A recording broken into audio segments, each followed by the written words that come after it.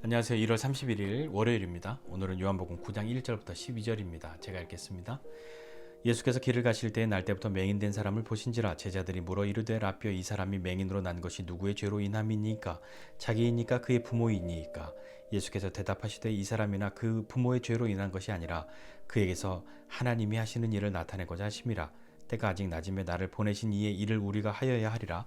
밤이 오리니 그때는 아무도 일할 수 없느니라. 내가 세상에 있는 동안에는 세상의 빛이로라. 이 말씀을 하시고 땅에 침을 뱉어 진흙을 이겨 그의 눈에 바르시고 이르시되 실로암 못에 가서 씻으라 하시니, 실로암은 번역하면 보냄을 받았다는 뜻이라. 이에 가서 씻고 밝은 눈으로 왔더라.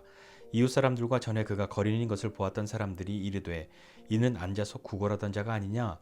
어떤 사람들은 그 사람이라 하며 어떤 사람은 아니라 그와 비슷하다 하거늘 자기 말은 내가 그러하니 그들이 묻되 그러면 내 눈이 어떻게 떠졌느냐? 대답하되 예수라 하는 그 사람이 진흙을 이겨 내 눈에 바르고 나더러 실로암에 가서 씻으라 하기에 가서 씻었더니 보게 되었노라. 그들이 이르되 그가 어디 있느냐? 이르되 알지 못하노라 하니라. 아멘. 예수님이 길을 가시다가 날 때부터 앞을 보지 못했던 사람을 보셨습니다.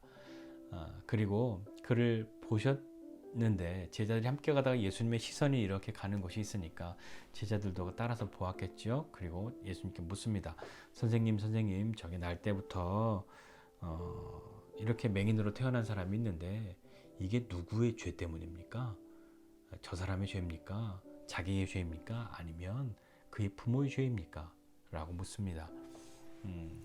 어쨌거나 저 사람이 앞을 못 본 채로 태어난 이유는 분명히 죄 때문이다 라고 그렇게 생각한 거죠. 그리고 예수님께 물은 겁니다. 도대체 누구의 죄 때문이냐고. 그러면 태어나기 전부터 죄를 지을 수 있는, 그건 도대체 뭔지 궁금해서 물어본 건지 알 수 없지만 여하튼 누구의 죄 때문이냐고 묻습니다. 예수님은 대답하시죠.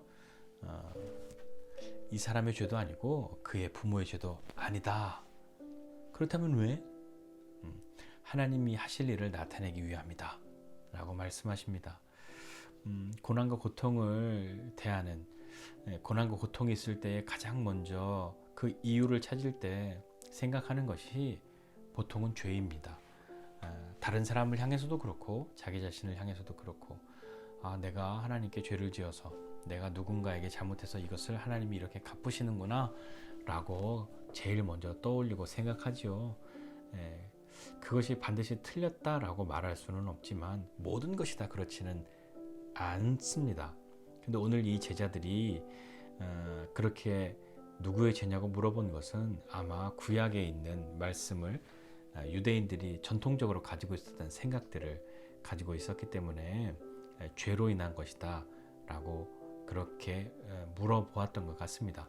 출애굽기 34장 7절에 보면 부모의 죄, 그것이 아비의 죄가 그 자손에게 3대 4대까지 그렇게 가서 보응하리라 그렇게 말씀하셨고, 또 예레미야 31장 29절에서 30절은 아버지가 신포도주를 먹었기 때문에 아들의 이가 시다 그렇게 하지 아니하겠고, 신포도를 먹는 자마다 그의 이가 신 것 같이 누구나 자기의 죄악으로 말미암아 죽으리라 이 말씀이 있습니다.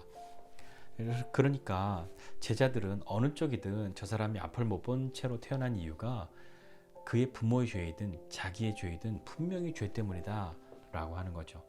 우리 인생도 마찬가지입니다.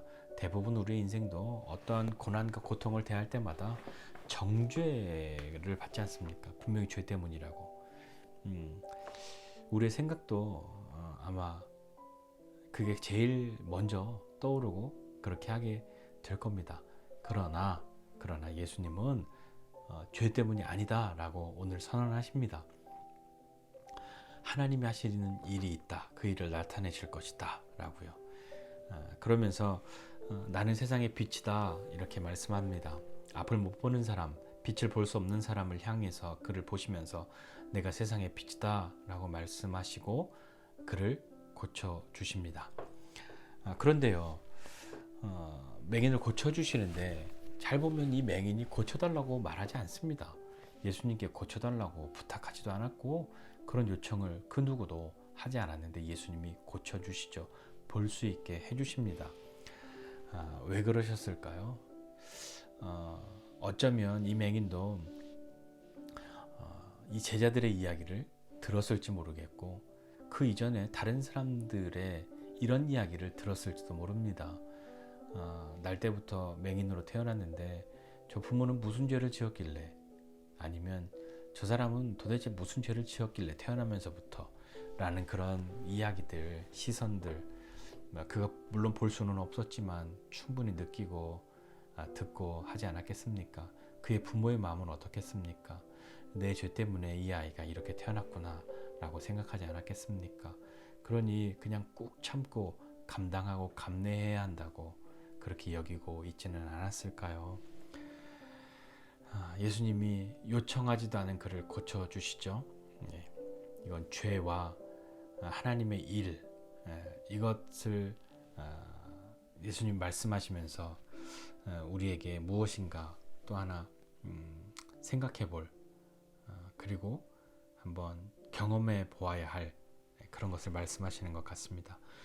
말씀으로도 예수님은 충분히 고치실 수 있죠. 그런데 오늘 되게 특이하게도 요청하지 않았는데 고쳐주시고, 그리고 말씀만으로도 고치실 수 있는 그분이 무엇인가 액션을 취하십니다. 침을 뱉어서 진흙을 이겨서 그의 눈에 발라주시죠. 그러면서 이렇게 하면 낫게 될 거예요. 설명도 안 해주십니다.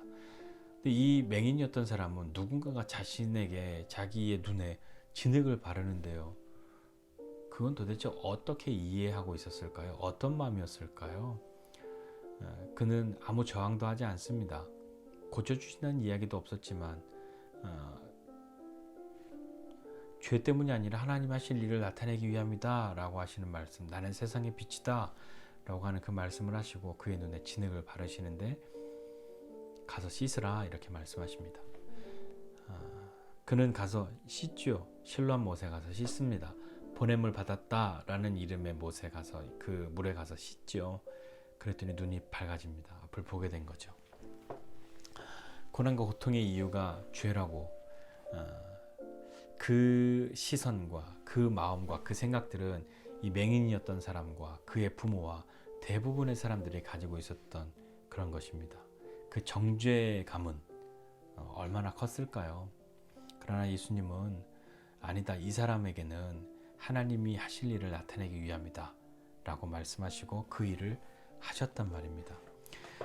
맹인은 역시나 자신은 죄 아래에 있는 사람이라는 그런 생각에 많이 눌려있지 않았을까요? 그것이 그를 사로잡고 있지 않았을까요?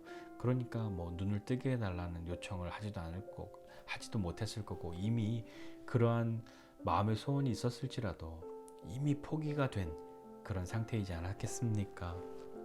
그러니까 그가 했던 것은 앉아서 구걸하는 일, 그것이 그가 할 수 있는 유일한 일이지 않았겠습니까? 그를 향해서 예수님이 하시는 그 일을 경험하면서 그는 어떤 생각이 들었을까요? 죄 때문에 내가 이렇다 라고 했던 말들을 귀에 담아두고 있었고, 아니다, 하나님이 하실 일을 나타내기 위함이다 라고 하는 이야기도 또 한쪽 귀에 들려왔었고, 이제 자기가 그 연못에서 그 진흙을 씻어내면서 그의 마음 가운데는 어떤 마음이 들었을까요? 그가 앞을 보게 되면서 어떤 마음이, 어떤 생각들이 들게 되었을까요? 예수님은 그 일을 하십니다. 어떤 일을 하시냐면, 세상에 비치신 그분이 볼 수 없는 사람을 볼 수 있게 하시는 것처럼 우리에게도 볼 수 없는 그것을 볼 수 있게 하시고 우리에게 빛이 되시는 거죠. 죄 아래에 있는 그런 자신에게 눌려 있는 것이 아니라, 죄의 권세에 눌려 있는 것 아니라 그 권세를 이기고 그것을 깨트리고 볼 수 있게 하고 빛으로 나올 수 있게 하시는 그 일을 하시는 그분이 우리를 향해 오신단 말입니다. 제발 좀 나에게 그 일 해주세요 라고 요청하지 않았음에도 그 일을 하시는 거죠. 크신 하나님의 은혜입니다. 그냥 죄 아래에 있는 사람, 앞을 못 보는 것, 그것을 뛰어넘고 그것보다 더 크신 하나님이 볼 수 있게 하시는, 그리고 그것을 요청하지 않았는데 그것을 하시는, 말씀으로도 하실 수 있는데 무엇인가 액션을 하신 것은 아마도 이 맹인을 위한 것이 아니었을까요? 그는 그 눈에 진흙을 바르고 가고 씻어내고 하는 그 시간들을 통해서 어쩌면 나는 죄 아래 있는 사람이야 해서 그래 어쩌면 나에게도 하나님이 하실 일이 있어 라고 하는 그 소리가 아마 그의 귀에 맴돌았을 것만 같습니다. 그렇습니다. 저와 여러분도 마찬가지입니다. 우리도 안 보이는 앞을 볼 수 없는 것 같은 그런 고난과 고통의 때가 있죠. 마치 죄 때문에 모든 것을 포기해버리고 더 이상 아무것도 할 수 없을 것 같은 나에게는 하나님의 일이라고는 있을 것 같지 않은 그런 마음과 생각들. 그러나 예수님이 모든 것이 죄 때문이 아니다. 그리고 더 나아가서 죄의 권세 아래 있을지라도 내가 그것을 새롭게 할 것이다. 나는 세상의 빛이다.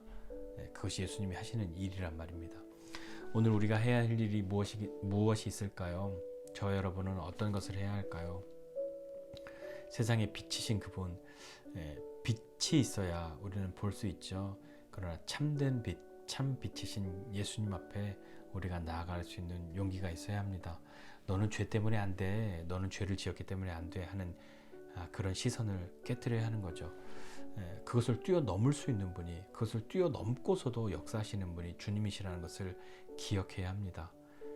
그 주님이 오늘도 저와 여러분 가운데 함께 하십니다.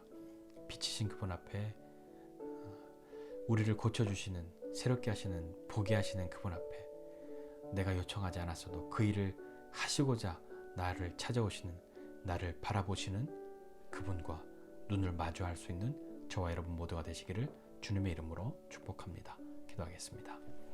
하나님 아버지, 은혜와 사랑을 감사드립니다. 하나님 아무것도 볼 수 없고 보이지 않는 그런 시간들, 고난과 고통 가운데 있는 그런 시간들, 우리의 죄악 때문에 아무것도 할 수 없고 심지어 하나님 앞에 나갈 수 없다고 생각하고 그 소리가 귀에 들려오는, 너는 하나님께 저주받은 사람이라고 하는 그 소리가 들려오는데, 하나님 그때에 주님께서 우리에게 말씀하시기를 아니라 하나님이 하시는 일을 나타내기 위함이다 라고 하는 그 말씀이 우리 가운데 울려 퍼지게 하여 주시옵소서. 하나님, 죄 때문에 하나님을 볼 수 없는 것 아니라 그것을 뛰어넘고 우리를 찾아오시고 우리를 보게 하시는 참 빛이신 그분의 은혜를 경험하는 믿음의 사람들 다 되도록 은혜를 베풀어 주십시오. 하나님 오늘도 우리는 주님 보기 원합니다. 주님 보는 믿음의 사람 되도록 은혜를 베풀어 주십시오. 감사드리고 예수님의 이름으로 기도드립니다.